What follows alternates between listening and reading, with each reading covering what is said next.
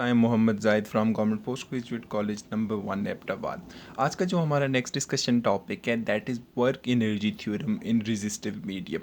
Resistive medium आप ये समझ लें, ज़मीन पे आपके पास एक ऑब्जेक्ट है जो कि लेट से यहाँ पे मौजूद हो, और इस पॉइंट को मैं पॉइंट ए का नाम दे देता हूँ जो कि सरफेस ऑफ अर्थ के ऊपर।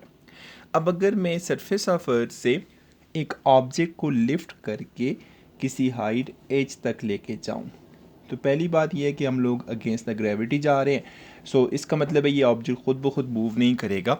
आपको इसको पॉइंट ए से पॉइंट बी तक मूव करने के लिए कोई ना कोई फोर्स अप्लाई करनी पड़ेगी। सो फोर्स अप्लाई करें तो ये वर्टिकल डिस्टेंस एच ट्रैवल कर रहा है। सो इसका मतलब है आपने ऑब्जेक्ट के ऊपर वर्क डन कर दिया। सो पॉइंट ए से पॉइंट बी तक जाते हुए आपने ऑब्जेक्ट पे वर्क किया, और ये वर्क जो है दैट इज़ इक्वल टू, इसे आप लिखते होते हैं एफ डॉट एस। इस केस में फोर्स जो है वो वेट ऑफ द ऑब्जेक्ट है, क्योंकि mass of the object M था, सो ग्रेविटेशनल एक्सेलरेशन जी से मल्टीप्लाई कर दें तो ये जो आपके पास एम जी होगा ये वेट ऑफ द ऑब्जेक्ट बन जाएगा। और वर्टिकल डिस्टेंस एस की जगह हम एच लिख सकते हैं, क्योंकि जिस डायरेक्शन में ऑब्जेक्ट मूव हुआ है उसी डायरेक्शन में आपका डिस्प्लेसमेंट भी था, सो थीटा आपका 0 डिग्री हो गया। तो इसका मतलब ये हुआ आपने जब ऑब्जेक्ट को पॉइंट ए से पॉइंट बी तक लिफ्ट किया तो आपने इसके ऊपर M G H into cos of zero की वैल्यू 1 होती है, तो ये M G H multiply by 1 M G H work done किया। सो ये पहला रिजल्ट है मेरे पास कि मैं अगर ऑब्जेक्ट को अगेंस्ट द ग्रेविटी एक हाइट एच तक लेके जाता हूँ तो मैं उसके ऊपर M G H work done करता हूँ। ये वर्क डन जो है ये ऑब्जेक्ट में अंदर स्टोर हो जाएगा इन the form of potential energy. तो मैं कह सकता हूँ कि पॉइंट बी के ऊपर जो ऑब्जेक्ट की पोटेंशियल एनर्जी है वो एम जी एच के बराबर है। अब होगा क्या, आपने जब इस ऑब्जेक्ट को हाइट एच से रिलीज़ किया ये वर्टिकली डाउनवर्ड मूव करना शुरू हो जाएगा, और just before hitting the ground इसकी पोटेंशियल एनर्जी तो ज़ीरो हो जाएगी, क्योंकि ज़मीन पे हिट करने से पहले ऑलमोस्ट इसकी हाइट ज़ीरो हो जाएगी, और ज़ीरो हाइट का मतलब है पोटेंशियल एनर्जी ज़ीरो हो गई, और वो पोटेंशियल एनर्जी कन्वर्ट हो जाती है in the form of kinetic energy. तो इसका मतलब है just before hitting the ground object के पास जो सारी एनर्जी होगी वो काइनेटिक एनर्जी हो जाएगी। सो काइनेटिक एनर्जी को आप लिखते हैं 1/2 एम वी स्क्वायर। इससे मैं इक्वेशन नंबर 3 का नाम दे देता हूँ। तो कहने का मतलब ये हुआ आपका जो लॉस इन पोटेंशियल एनर्जी था ऑब्जेक्ट का वो अपीयर हो गया इन the form of gain in kinetic energy. तो हम कह सकते हैं लॉस इन पोटेंशियल एनर्जी जो था वो आपके पास एम जी एच था, क्योंकि हाईएस्ट पॉइंट पे उसकी जो एनर्जी थी वो एम जी एच थी। सो जब डाउनवर्ड मूव कर रहा था तो उसका मतलब उसको काइनेटिक एनर्जी जो मिली है वो चेंज इन पोटेंशियल एनर्जी की वजह से मिली है। वो जो गेन इन काइनेटिक एनर्जी थी वो हाफ एम वी स्क्वायर के बराबर थी। मतलब हम ये कह सकते हैं कि अगर हमारे पास किसी किस्म की डिसिपेटिव फोर्सेस ना हो, एनर्जी लॉस ना हो इन द फॉर्म ऑफ फ्रिक्शन या एयर ड्रैग या रेजिस्टिव फोर्सेस, तो आपके ऑब्जेक्ट के पास जितनी पोटेंशियल एनर्जी इधर थी एग्जैक्टली उतनी kinetic energy just before hitting the ground होगी। सो फ़र्ज़ किया हमारे पास रेजिस्टिव फोर्सेस मौजूद नहीं हैं, तो मैंने ऑब्जेक्ट को यहाँ से यहाँ तक लिफ्ट किया, मैंने उसके ऊपर 100 जाउल्स ऑफ वर्क डन किया था। So ideally 100 joules of potential energy इधर मौजूद होनी चाहिए, और just before hitting the ground जब वो पोटेंशियल एनर्जी काइनेटिक एनर्जी में कन्वर्ट होगी तो आपके पास total amount of 100 joule of kinetic energy इस पॉइंट पे अवेलेबल होगी।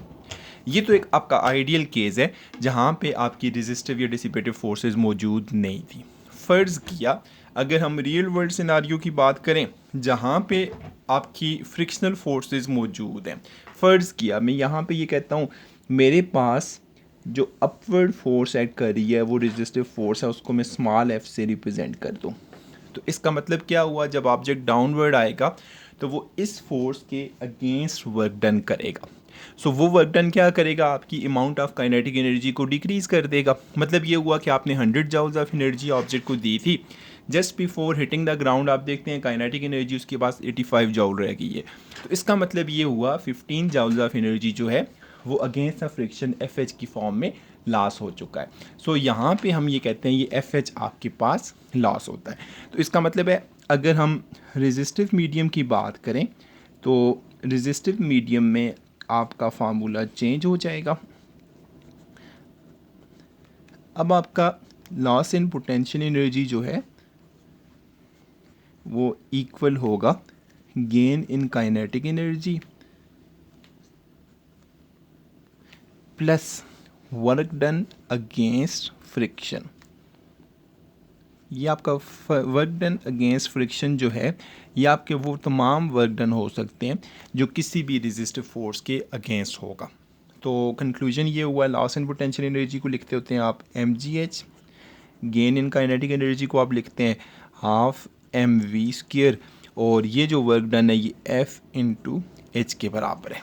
तो अरेंज करके मैं इस फार्मूला को ऐसे भी लिख सकता हूँ mgh equals to FH plus half mv²। अब अगर आप इस रिज़ल्ट से देखें तो ये आपको काफ़ी इंटरेस्टिंग इन्फॉर्मेशन देता है। सबसे पहली बात ये है कि आपके जितने रियल वर्ल्ड सिनारियोज होते हैं वहाँ पे कभी भी आपका mgh हाफ mv² के बराबर नहीं होगा। हाँ, अगर आपके पास आइडियल सिस्टम है तो वहाँ पे आप लिख सकते हैं कि mgh equals to half mv² है। लेकिन हमें पता है रियल वर्ल्ड में अगर हम देखें तो सरफेस ऑफ अर्थ के ऊपर आपके पास एटमॉस्फेयर की वजह से एयर रेजिस्टेंस एग्जिस्ट कर सकती है, ड्रैग फोर्सेस एग्जिस्ट कर सकती हैं। सो वहाँ पे आपका ये फार्मूला यूज़ होगा।